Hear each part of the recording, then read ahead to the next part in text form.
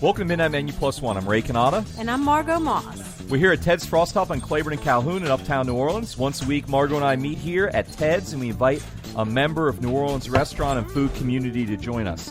And we invite them to bring along a friend, a plus one. We never know who that plus one is going to be. It can be a neighbor, a family member, really who they went to the prom with, anybody. But in just a few moments, we're going to be talking with our special guest, the great Hilary Gutman, who will take us on a journey from neuroscience to carrot cake and beyond. I'm very excited about this, and while we await her entry, Margot, I'm wondering what you did for Bastille Day. Did you do anything exciting? I want to say yes. You were sick, but though. nothing French. Nothing French, okay. To celebrate Bastille Day. What did you do on Bastille Day? Well, for about 4 or 5 years when we first moved here, we would have a big Bastille Day party and like 100 people over and a big deal. This year we didn't do that, but we went with some friends to a Bastille Day party they had. It was a combination birthday Bastille Day party. So they made crepes, and we brought Nutella and chocolate chips, and everybody brought their favorite toppings for their crepes and some French wine. And it was mostly folks in their 20s, and we were the old people there, and we had a great time. It was awesome. Does anybody speak French in that group, or you just well, my daughter's fluent, right? My daughter's I didn't know that. Oh, yeah, my daughter's fluent in French. She's been going to Audubon Charter School, French immersion, since pre-K 4, and now she's just finished 4th grade. So, wow. Oh yeah, she's totally fluent.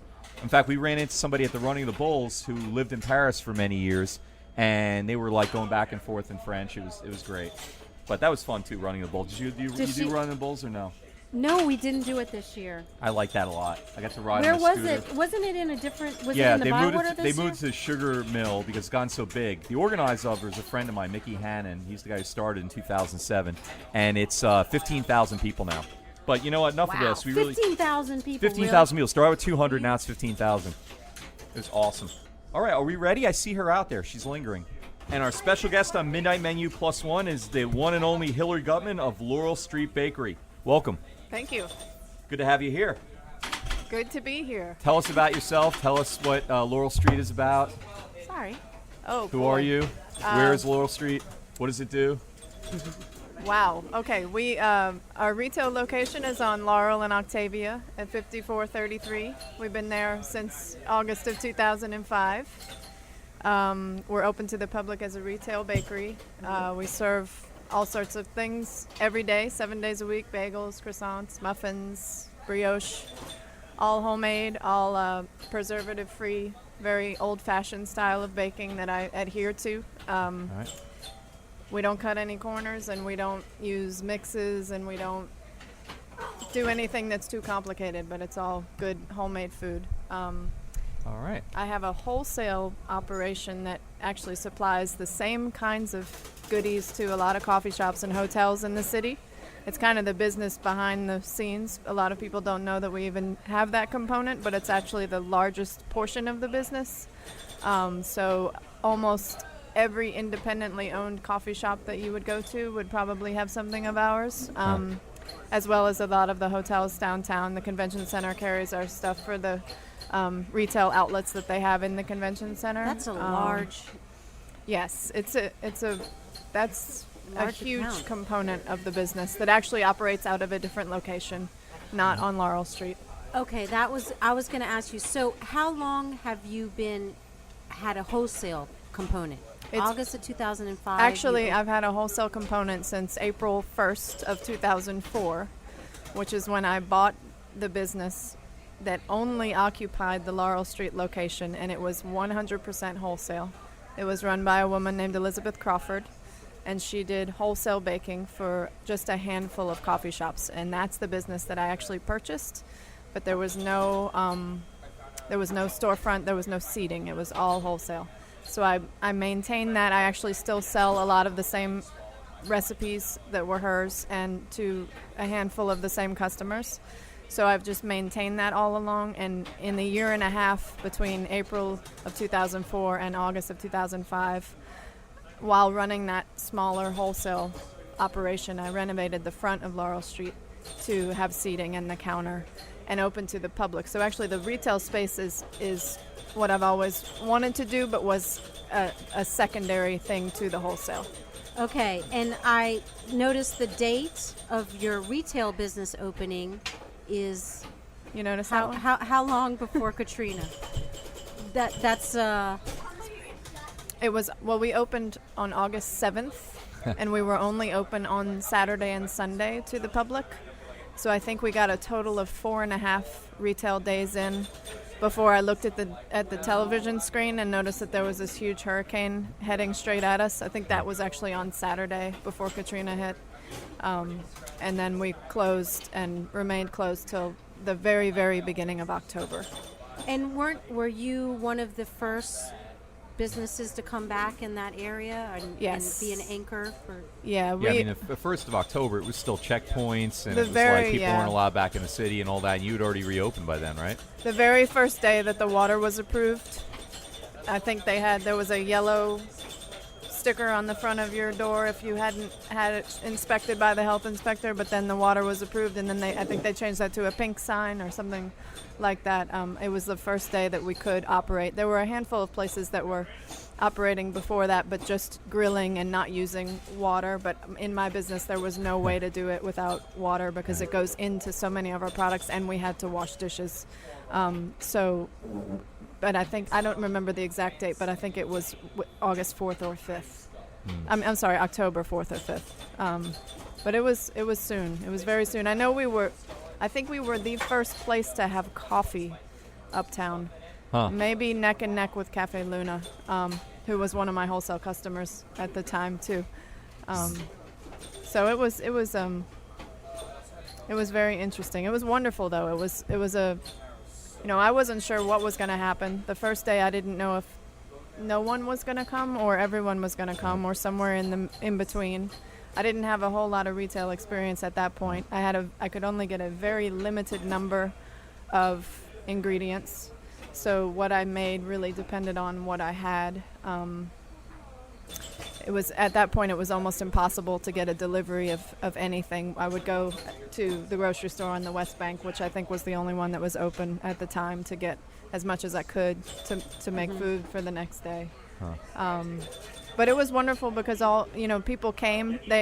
I'm not sure we would have been put on the map quite as quickly if that hadn't have happened. Right. We put a big plywood sign on the corner of Magazine and Jefferson Avenue, and it said something like, need coffee, and then had a big arrow with our address. That was your, yeah. Yeah, that was our media at the time. And it was very busy for a couple of months. Yeah. Now, before you would bake there, what is a little bit of your history? How have you been baking your whole life and interested in baking, or was that later? What did you want to do when you were in college? I had no idea. Well, in answer to your question, I've always done things in the kitchen, primarily with my mom. We did do a lot of cooking and baking, but not anything extraordinary. In college, I studied art and biology, and I Art and biology? Yeah, I was going to follow the path of the biology. I kind of thought that maybe I might go to medical school, but in the college that I went to, I could not do both biology and art and be pre-med and play a sport. So, which I did. I played Diverse. collegiate softball. So I had a straight biology major, so I decided to go to graduate school in a PhD program in biology. So as far as my career track, it had nothing to do with baking at all. Okay, so Biology, science, and art. People don't always think of that as a going together, but No. that says a lot about you. did you like draw a lot of pictures of like botany Your or brain. something like what? I did. I had several internships where I would begin studying, whatever we were studying, and then my professor would find out that I also was an art major, and then I became the medical illustrator. So I've drawn a lot of cells and mitochondria, and I actually had an internship studying spiders in San Francisco, and I drew them in great detail because that kind of thing comes very naturally to me, and So nerdy, but creative. Artsy, So and a jock. Mostly nerds. Yes, Jock. wait. Yeah, so I what mean, table did you sit in the cafeteria? yeah. Was it the jock table, the nerd table, or the artsy table? I didn't have time for You didn't eat. tables. It was just studying and running around. Well, you know, Margot's an art teacher. Oh yeah, I didn't know Did that. you save pictures of all these? Do you have pictures hanging up in your house right now of like mitochondria that you drew in college or anything? Not mitochondria. My focus in college was figure drawing. So yes, art, but from a very biological standpoint. The human body was always something that was very interesting to me. Musculature, bones, how it all goes Classical together. trait. Movement, right. So I have actually a lot of nude drawings in my house, All right. more so than mitochondria. Okay, wait. Speaking of nude, this is going to seem like a strange segue. Yeah. But you have a sign that I've seen around town. Did you create that? No. And tell every. What does that have to do with nude? It's called the advertisement says the hottest muffins in town, right? Yes. So you did not draw that. I did That's my not. first question. I did not. That was my sister, who is actually a graphic designer by profession. Okay. Drew that, sent it to me, Well, this is and said, "Print these. and People will like them." And I okay, did. there's kind of a figurative aspect to it, let's say. I don't know if Ray's seen it, but it's a nice drawing illustration of a woman holding a tray with muffins on Muffins. it, right? In And a they have very- whipped cream and red cherries on top. And it's very suggestive, let's Yes. say, of the female anatomy. Oh wow. Okay. And So- it kind of looks like me. It People does have feel- said. but like a 50s version of you, maybe. Yes. So, has anyone ever been offended by that? Yes. Really? You got complaints about Someone it? in your family, you were No, blushing. my Is it- neighborhood.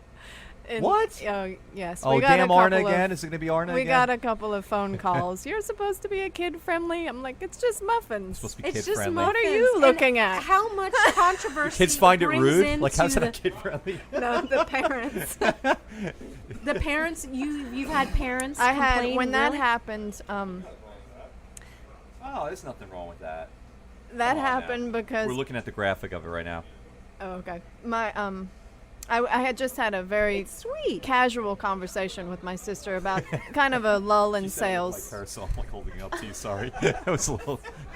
Fortunately, we're not on TV. Okay. Right. So I was just talking to her briefly about over the phone about just a lull in sales. It's kind of a cyclical business. We in the spring and summer we slow down a little bit, and I was kind of saying, oh, you know, it's slow, and then we're not having as much foot traffic, and I'm not sure what to do, and I don't have any marketing, and so she sent me that PDF that she designed one evening. Like I think she got So off the the phone with marketing me. is working. If you're getting right, I mean, you're getting people. That was a few years ago, and I actually only printed one round of it and put them up throughout the neighborhood. And I only got a couple of negative complaints. Most people thought it was hysterical. And we actually still have one of the signs up in our window at the little bakery. So you're bringing creativity to the bakery.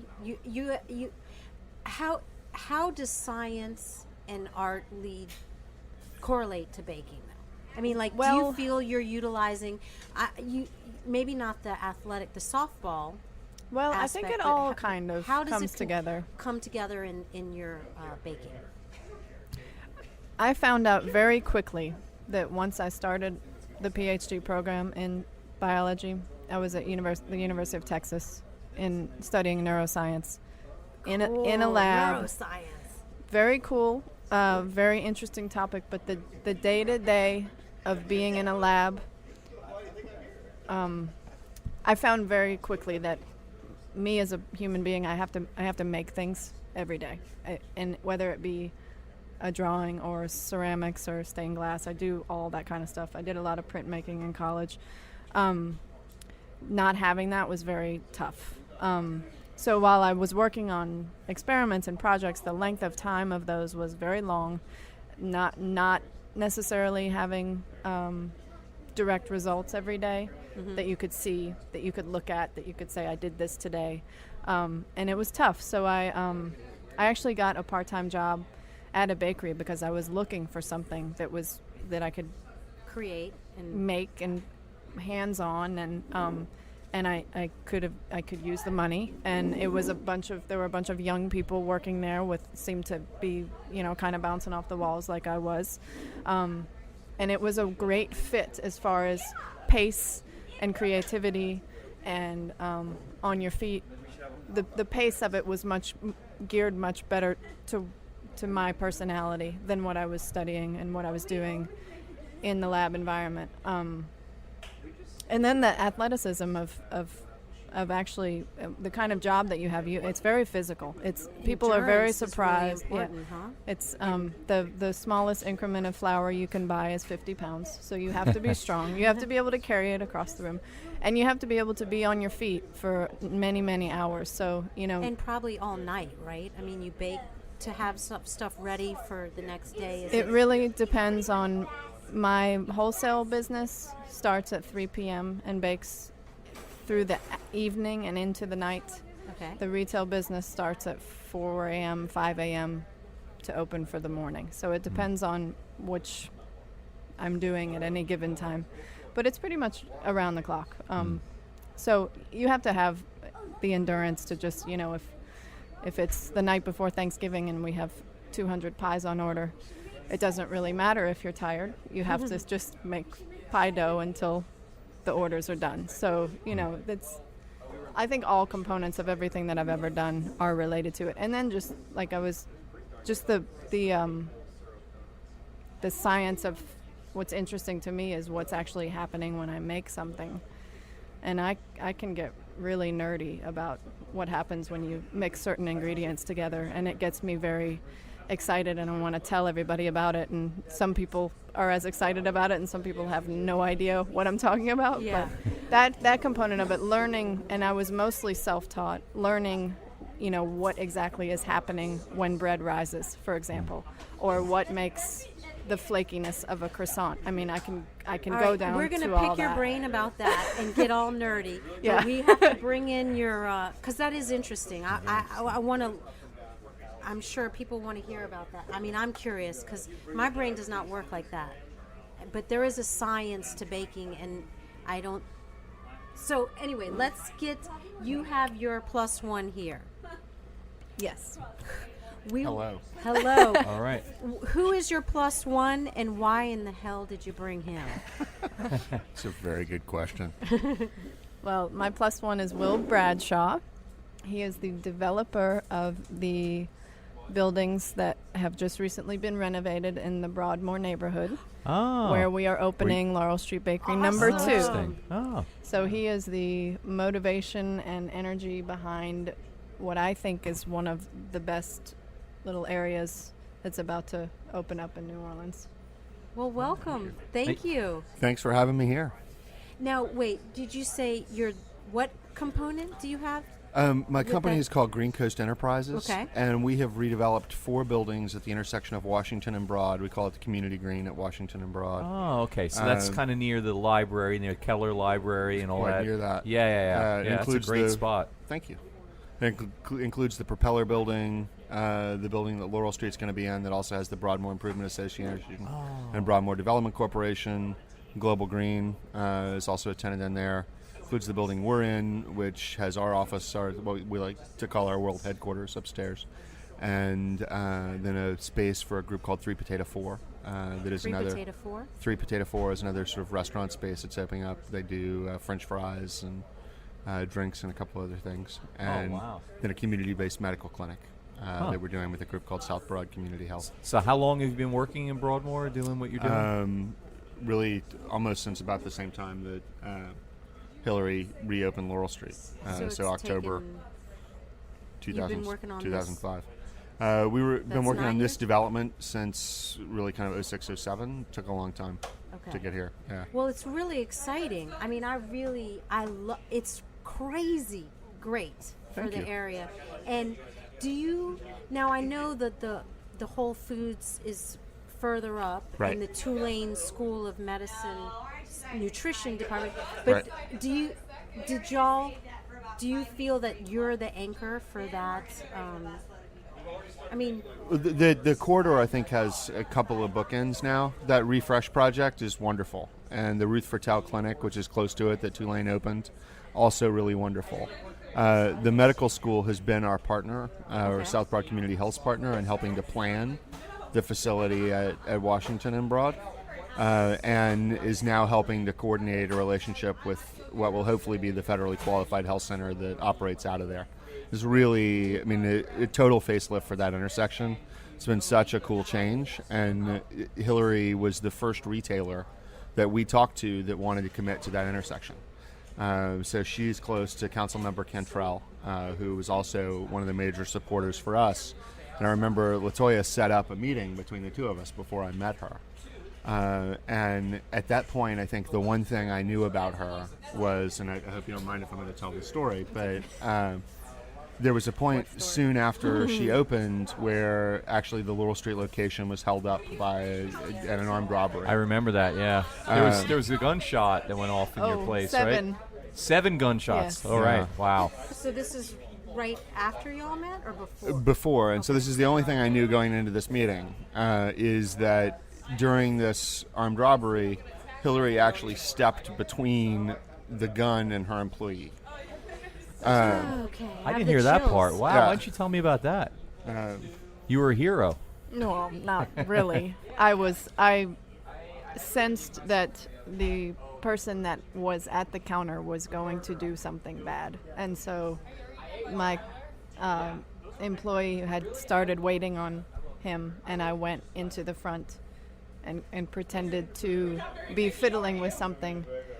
And Kind of and he was asking really odd questions about brownies, which it was like 9:30 a.m. on a Tuesday. This person should have been in school. I mean, he was young, and right. Something didn't seem right. So I didn't really step in between, but I went to the front to make sure that if something happened, that I would be there. And he did. He ended up pulling a gun on me, and she ran into the back. And Now, how did he get off 7 shots? Like, was he trying to scare you? Was he shooting around you? Was he shooting at you in just a bad shot? He was shooting Like, what is at he doing? an off-duty parole officer. He asked me to get the money out of the drawer, and I was panicked and was having a hard time with the register. And at that time, on a Tuesday morning at 9:30, the only person who was in the bakery was a regular customer of ours who was an off-duty parole officer. I didn't know that. He was in plain clothes. And people should know that don't know your bakery. I mean, you have like what, 5 tables in the bay? I mean, it's not 6. it's not It's a big 400 area. square feet of seating. Right. So he's a few feet away So from the he robber. was sitting at the table by the window, and the guy was getting more and more irritated with the fact that I could not. And I was like, you can take the money. Like, I wasn't putting up a fight. But you're just having trouble getting the I was just, register my open. hands were shaking, and so I said, give me the money. Anyway, the officer said, freeze, police, and Did he have a gun? The officer? he did. And the guy did not freeze. He actually turned towards the officer, and at that point, the officer shot him once in the side, and he was like 2 feet from 3 feet, however the width of the counter was from me, like directly. It was pretty surreal. And so the kid who was robbing the store turned and fired like 6 shots at the officer, and it was kept missing him? like that scene from Pulp Fiction where like it Right, was every single space around him, and the officer was seated at a table. I mean, he was like a sitting duck. I mean, but he just missed. He just missed. And then but the kid ran out the side door, and the officer shot one more time at his legs and missed him, and it went through the bathroom door. So it was a total of 2 from the officer, 5 from the kid, or 6 from the kid. I don't know. And you weren't hurt? No. And your nobody employee was hurt. Now, how does that work? You close down for the rest of the day? Did you open the next day? I mean, like, It was how traumatized were you by it? the main thing I remember is being deaf. I don't know if you've been that close to gunshots, right. but he ran out. I didn't really know what had happened, because as soon as I started hearing gunshots, we have a big refrigerator in the front, we don't have it anymore. I like dove back behind it. My 2 employees who were in the bakery thought that I had been shot. They were hiding under the tables in the back, and there's no way to get out. I don't have a door to the kitchen. There's only one exit, and There's that's a front exit entrance and a side entrance, but both are in the front. Once you get into the back of the kitchen, you can't get out. And so they didn't know what had happened. I didn't know what was going on. I stood up, and there was smoke everywhere, and I couldn't hear anything. And the officer followed the kid, so no one was in there. I was like by myself. I didn't know where anybody had gone. There was glass everywhere, and the tables were all torn up from the bullets. So it was just surreal. Finally, he came back, and he wouldn't actually tell me anything because he had the first person he was required to talk to was his supervisor. So one of my employees came out, saw that I wasn't shot, and called the police. And so the police came 2 or 3 minutes later, and there was actually a getaway car, so they drove to... Did they catch the... Yes, they drove. They got almost to... I think they were trying to go to Children's Hospital because he had been shot. which is not far, about a mile from you, And not even. He didn't get that far. They ended up... he got out of the car, I think, on Henry Clay and Tchoupitoulas and was bleeding, and then the police caught up with them, and he eventually got to the hospital, but he was... They knew exactly who he was because he was on the scene, and he was, it was... So they got both of them, and he actually was responsible for a number of armed robberies in that neighborhood, all in that same time. It was October of 2008, I think. Wait, let me ask you. So you have this traumatic experience, and then y'all meet a week later? No, a week. I don't even know how much later. I don't recall. Oh, I'm sorry. But yeah, but y'all met closely after that. I don't know how long. No, I Yeah. think he just said that. I think That he was just This said is that all he I knew knew of about Laurel her. Street. Oh, that's first. all this you is knew all about I knew it. about her. Yeah, that was a lot of I'm publicity sorry, for I'm Laurel sorry. Street. It was. Maybe But not the kind you wanted, but yeah, we ended up opening the next day because that's just You how opened up we the next roll. day. That's what I wanted to know. Yeah. Yeah. Okay. That sounds about right. My from what- aunt yeah. came and helped clean everything up. And, Wow.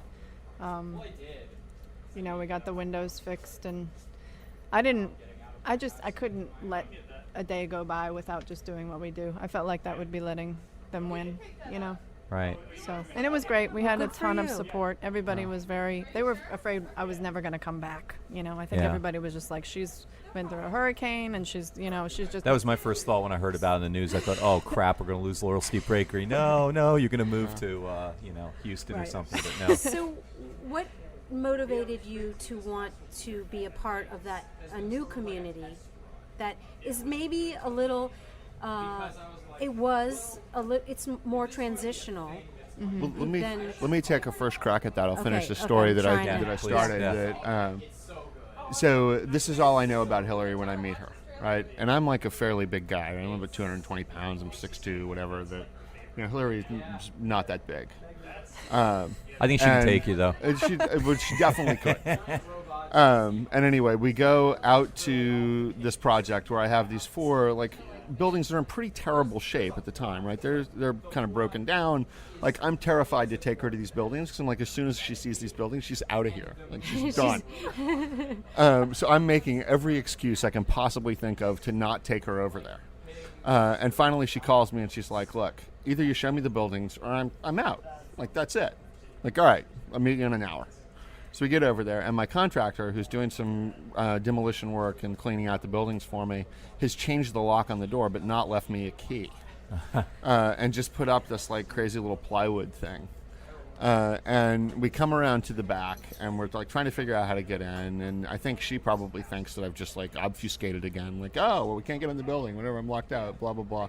So I'm calling him, trying to figure it out, and she takes a look at the plywood, and she's like, "You're a big guy. Why don't you just break it down?" Come on, impress me.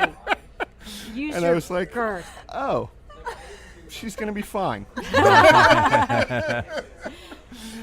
And is it going to be called Laurel Street Bakery? Yes. Is it All right. Yeah. I like that.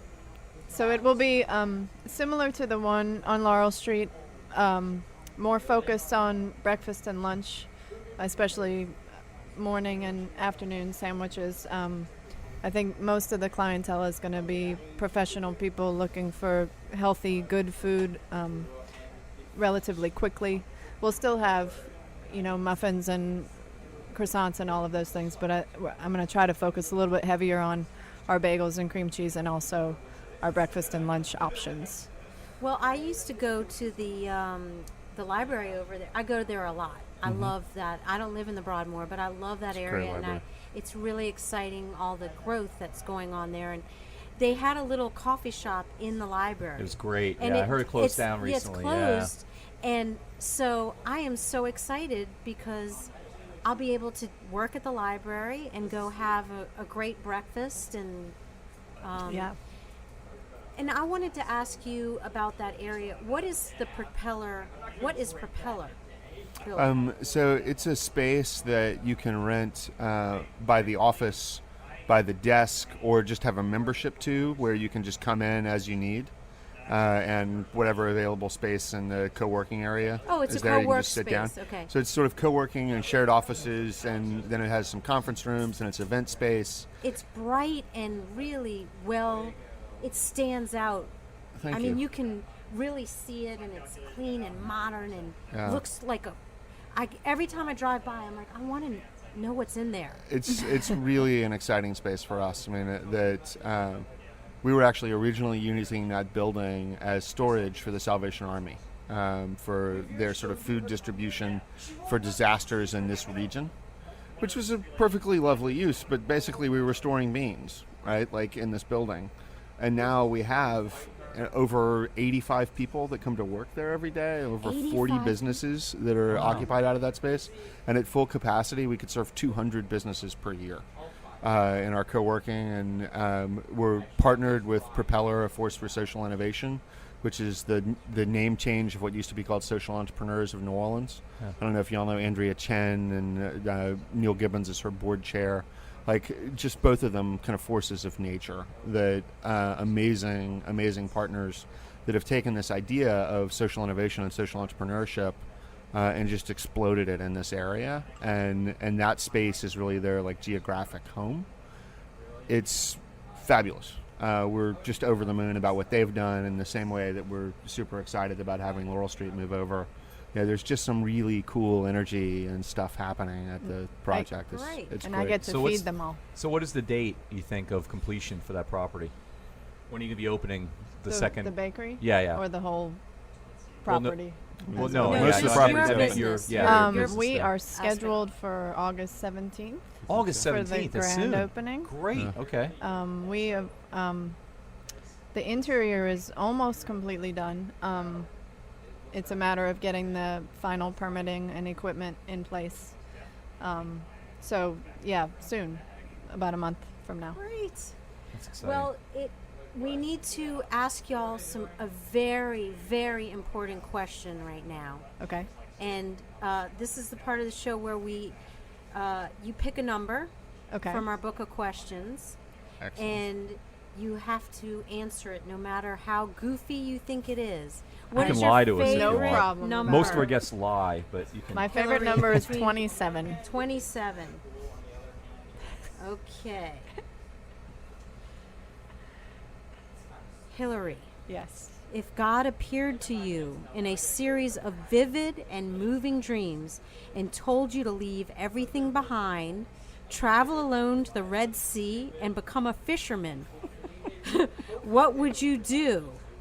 What if you were told, what if you were told to sacrifice your child? It doesn't say that. It does say that. How could I make That this is so up? strange. That is the most peculiar question I think we've had yet in this book. Yes. Wait. Because I then the love child this thinks number out of the blue 27. that has no connect. Does it really say the Red Sea? It really does. Number It's the 27. Abraham. So, it's the Hillary, Abraham and Isaac story. Yeah, but no, no, not really, because the Red Sea. I has would nothing to do stop with, eating so much salty food right before I went to bed. So you wouldn't believe it if you No. you would not. You have you're athletic. You're an artist, a neuroscience background, a baker. I'm a bit of a realist. No uh, offense, Ray. but you have no spiritual component. Everything else- I have a spiritual component, but it is much more centered around nature and beauty and things aligned so that we can be here, as opposed to images of God telling me to do things like go to the Red Sea and Become a sacrifice my fisherman. child. What a and sacrifice your child. That's so odd. My child is, What if it is was, too great for that. Never use water in baked goods again, and find another way. If Mother Nature came to you, find If we had a way. drought or something like that, I don't know. We'd figure something out. Okay, but you wouldn't feel any spiritual. Okay, got so it. disturbed. No. Not really. All right. What? I'm not going to recover. It's a pretty weird question. I want to curl up Okay, and cry now. so what is your favorite? And I have number? to answer that in front of Ray. Like, it's not even fair. Okay, yeah, let's ask Ray. What? If she came to you Right. and Do you know told what you he that does? she had a dream Right? That God that told her to go to. called her, Yeah. What would is- you I believe wouldn't it? buy it now. What is your official title? I'm do senior you- pastor at At Redeemer. Redeemer. Presbyterian Okay, Church. so Right. So, what if God came to you in a dream? Would you not trust that God would come to you in a dream? Or There's a would he- story about this in you don't want to hear this now. It'd be okay, but you know the story maybe. This happens one time and the guy doesn't believe it. So then God comes to him again and tells him again, and then after 2 or 3 times, finally he realizes that's what's happening. That's how it would have to happen to me. I wouldn't believe it the You- first the time. first no way. time you I would don't have think to. So Yeah. you would tell her, I wouldn't throw your baby in the Red Sea unless he came to you 3 or 4 times and told you to do it. I'd have Maybe to on do it the while I was fourth awake. time. I'd have to be awake, I think. Yeah. That's very legitimate. It depends on Thank which you. one of my kids, too. I'm just kidding. I got a 14-year-old, so right. Strong swimmer. sometimes, yeah, right. Oh, great! All That's a right. weird one. What is your favorite number? How about 39? 39. Do you want to read this? Shorter. I just like to read over your shoulder. Okay. Oh, that's boring compared to that. Well, I don't know what wouldn't Can we be. say like in bed? This says, do your close friends tend to be older or younger than you in bed? Come on, I mean, Yeah. but who are your closest friends besides Hillary here? yeah, Are you the? They probably tend to be older than me.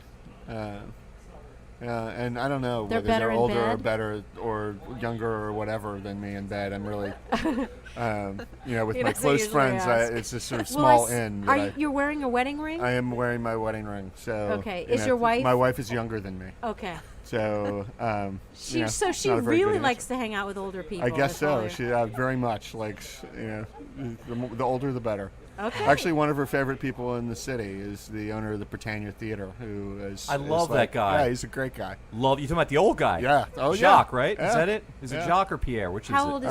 is He's probably in his 90s. Yeah, he's in his early 90s. Yeah, He's old. love that guy. He's a Wears cool the guy. tuxedo Yeah, and- he's an awesome guy. He's amazing. Wait, how'd she get to be friends with him? Well, we can't let that go. Wait. She's a teacher, and Uh-huh. so I'm trying to remember where she was teaching when they'd go annually on field trips to the Britannia. Okay. And she'd just sort of go sit out. Usually it was to see movies she wasn't interested in, or Right. she'd already She seen, let or the something. kids So she'd watch sit. it. And they out go in the- hang out in the Yeah, and lobby. she'd go hang out in the lobby, and he So just what do they started do talking to her like one day. besides Britannia? Do they like go to like Saints games together? They I go to, they go think to hear she Rebirth mainly- Brass Band. Like what do they do Yeah, together? I think she mainly just hangs out with him at the Britannia. I don't know, but I'll have to check in. Maybe it's a good 'cause they question have a for me to coffee ask her shop there. later. They have that. Was it called the Grindhouse or something like that? Yeah. Yeah. Yeah, it's a nice little coffee shop in Yeah. there. Maybe she goes in there and hangs out with him. I don't know. Possible. All right. She was at the bakery this morning. So you have a wife, Yes. obviously. Do you have any babies to throw in the sea or I a do. significant I have other? I am recently divorced, but I have a child, Addison, who is going to be 4 on Thursday. Oh, All right. 4. So her Happy middle day of it. her middle Addison, name is her Laurel, and Addison I, Laurel. Laurel for this Laurel Street. Yes. Oh come on! Wow, that's cool. I like that. No, I actually And really she's your like little the name. baby hot muffin. Exactly. She was the bun in the oven. So, so The best thing you ever baked, right? right. Oh, nice. So she's cute. She loves being at the bakery. I have several photos of her rolling out pie crust better than I could. No, she loves it. Hopefully she'll, she spent most of her life there, so Right. she'll. Well, This let- is- Continue to okay, love it. go ahead. No, you had have a something? good question No, because go this ahead. is off the subject, but we had heard some good fun facts about you, and one of the things that is popping out to me is that you know how to juggle and walk on your hands. Yes. And so but do not you? at the same time. I don't know how to walk on my hands, but I know how to juggle. Okay, well, Get him I something was to going to juggle. Anybody got ask. a chainsaw? You can't do any of that while you're developing and doing that kind of thing. But have you ever done anything acrobatic like that and baked and At the same time. Have you ever juggled hot muffins? No, why? No. What is that about? What you How y'all to- are both into? Did you? Know I mean, you I had don't that in juggle a common? lot, but I can. I worked. Give her something to juggle. What do we have? Oh, really? Yeah, we have some. Raise How about this them up. butter things? I don't know. We have anything to juggle? Not really Y'all anything could do good it. for juggling. in Nobody here. can see it, but they could tag team right. juggle. So I used to work at the New Orleans Lawn Tennis Club every summer in high school, and I worked in the pro shop. Also and in I, our neighborhood. Yeah, I right strung near you. tennis Yeah. rackets, and I was I got high cholesterol surrounded. at the lawn tennis club in high school, was- and we look I about the think I same did age. too. So I was when I didn't have anything to do, it was like I've got these tennis balls and I can teach myself how to juggle. So that's how I learned how to juggle. Well, actually, That no, was wait. your Now, you went job. to Newman, right? Didn't you go to Newman? Yes. Yeah, okay. But What she's year a are little you? younger than you. 89. But that's why I was. You're very creative. Well, And that was not. I don't like being bored for like even 30 seconds. So Right. if I didn't have a customer or a tennis racket to string or something to do, then it was, how do I entertain myself? So so. you taught yourself, and And he can juggle too. I just found out today. Yeah. And I juggle actually sometimes at work when I get really pissed off. it's a There are form of actually- meditation. Something like that. There are 3 tennis balls we keep in the desk by one of my staff members' desks, and I'll like walk over there and get the tennis balls and juggle them. Do you juggle in front of people, let them know you're pissed off? Is that like a sign? Is that like a little passive way of It's not usually not if I'm, I'm pissed off about to somebody to start there. throwing stuff, but first I'm going to juggle if you don't. There's a lot of like negotiation that happens in the development world. So Okay. when I like get off a phone call that I'm particularly annoyed about, I'll often go like get the tennis balls and juggle for a minute and then go back to whatever I'm doing. What about putting them on speakerphone and doing it? That could be okay. Although our office is small enough that would probably annoy everyone in the office. All right, let me ask you now. So, okay, so you don't get to go out to eat all that often, probably, because you're always working, right? But do you? And Do have I a go? 4-year-old. Yeah, you go out to eat once in a while? Yeah, I do. I do. So, what do you have any favorite places to eat? Favorite places to eat? Oh, goodness. I'm a pretty simple food person, believe it or not. One of the things that happens when you spend all of your time in the kitchen cooking is when it comes to either cooking at home or consuming food, you don't really care that much about it because you've been doing it all day.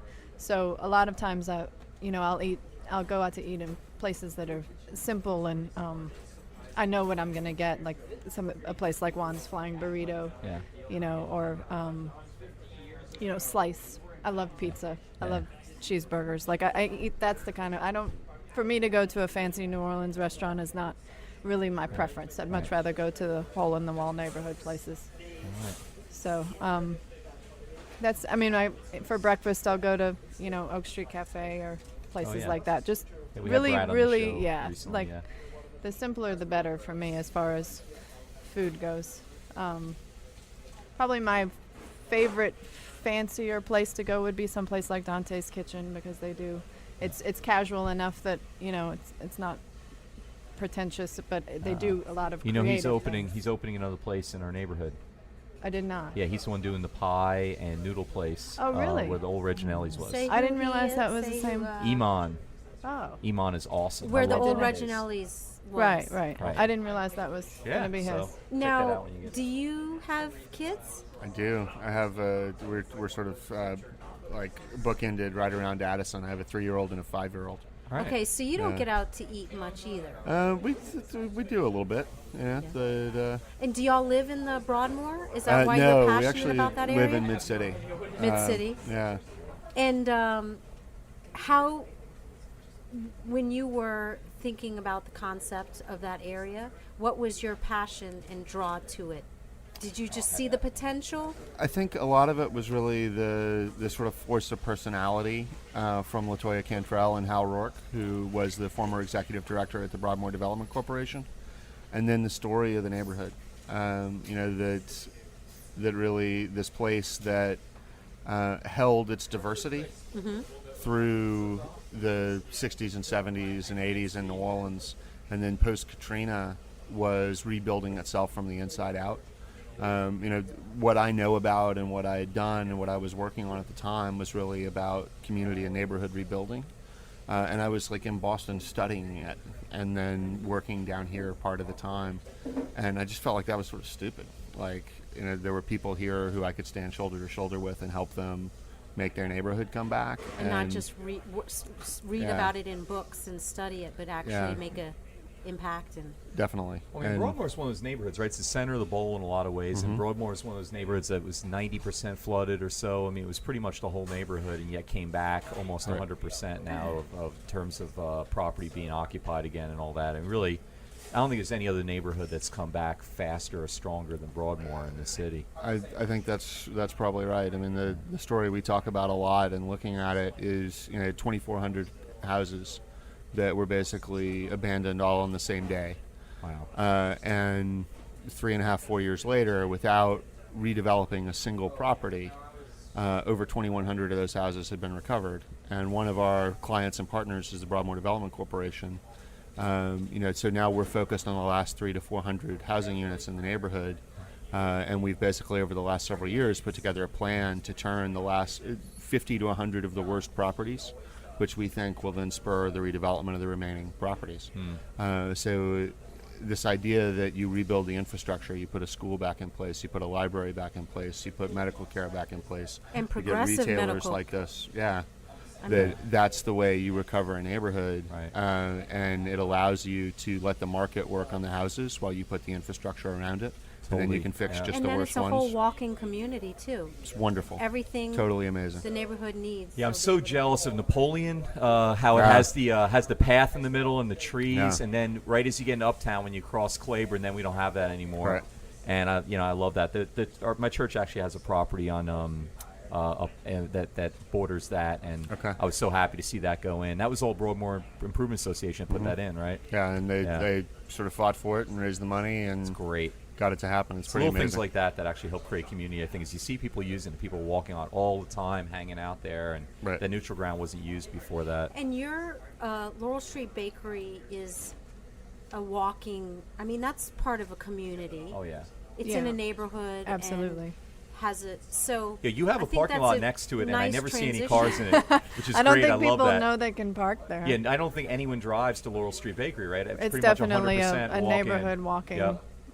Well, I don't live anywhere near, and I drive up there. Okay, Well, well, you're good. the only one. No. Yeah. I don't mean that you're not a destination. Oh, I wait, just mean wait. that you're loyal.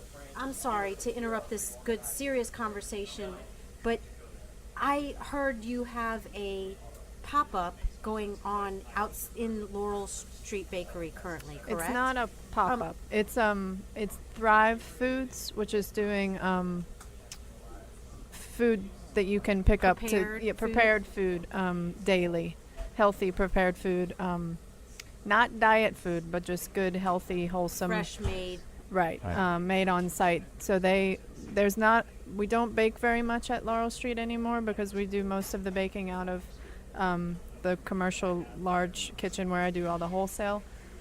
So there's space for other up-and-coming businesses that don't necessarily have the funding to open a kitchen on their own right off the bat. So we actually sublet the kitchen to them during the day, Monday through Thursday, and they prepare all of their meals, and then people come and pick up the food from Laurel Street in the evening. Will you tell us the name of their business? Yes, it's called Thrive Food. It's run by Peter Menge and Robert Faust. They have a They- website? They do. They have a strong online presence. They have Facebook.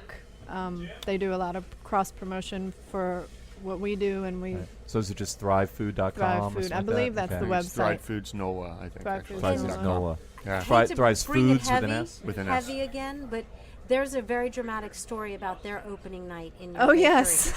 So I just want you to, Wait. because It seems do to we surround have time me. to get this. Do- with- yeah, Yeah, sure. the, Give us a um, quick one.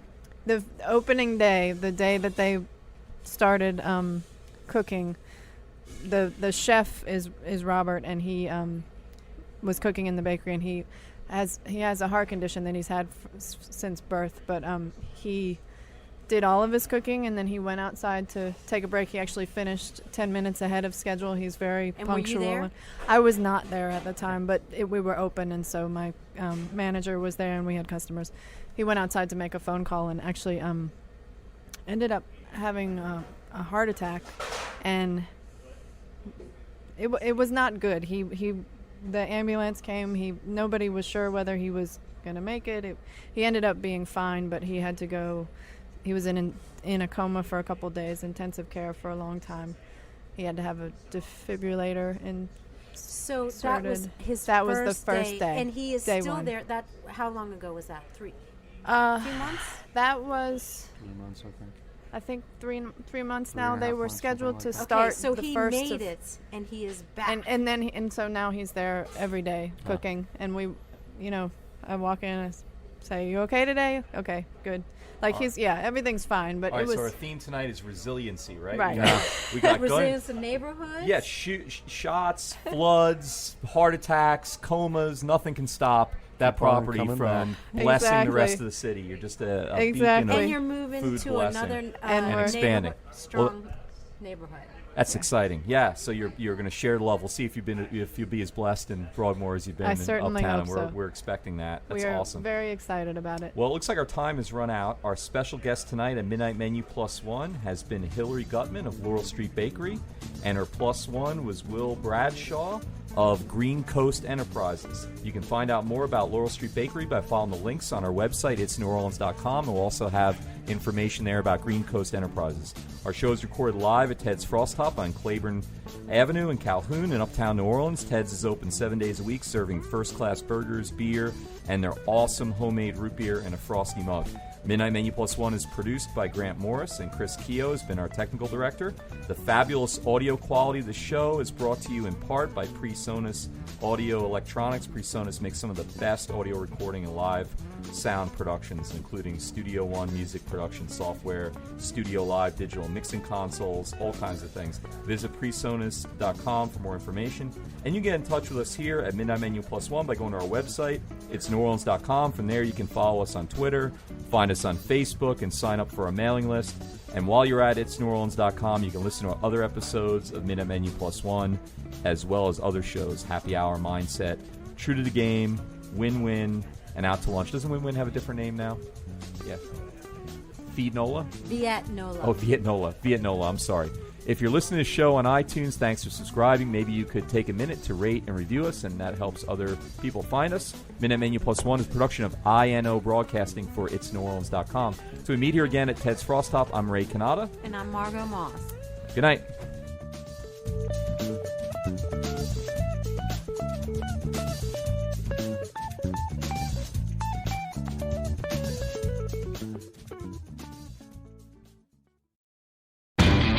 You know Labor Day signals the unofficial end of summer, but not the end of your outdoor projects. Lowe's helps you do it right and helps you save with Labor Day deals throughout the store.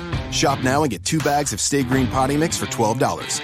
And keep your lawn looking neat and trim with a Craftsman 2-cycle 17-inch gas string trimmer, now $20 off at just $119. Whatever's still on your to-do list this Labor Day, do it right for less. Start with Lowe's. Offers valid through 8/28. Soil offer excludes Alaska and Hawaii, U.S. only.